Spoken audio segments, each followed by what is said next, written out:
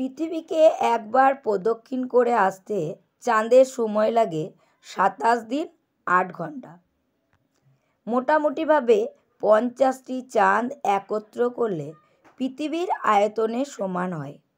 পৃথিবী থেকে চাঁদের দূরত্ব প্রায় ৩,৮৪,৪০০ কিলোমিটার। নক্ষত্রদের দূরত্বের তুলনায় এই দূরত্ব খুবই কম, তাই চাঁদের আয়তন ছোট হলেও পৃথিবী থেকে চাঁদকে বেশ বড় দেখায়। চাঁদের ওজন পৃথিবীর ওজনের ৮০ ভাগের ১ ভাগ মাত্র। সূর্যের চেয়ে চাঁদের আকর্ষণ ক্ষমতা অনেক কম, কিন্তু চাঁদ পৃথিবীর খুব কাছাকাছি থাকায় প্রধানত তার আকর্ষণে পৃথিবীতে সমুদ্রের জলে জোয়ার ভাটা হয়। চাঁদের মাধ্যাকর্ষণ শক্তি কম।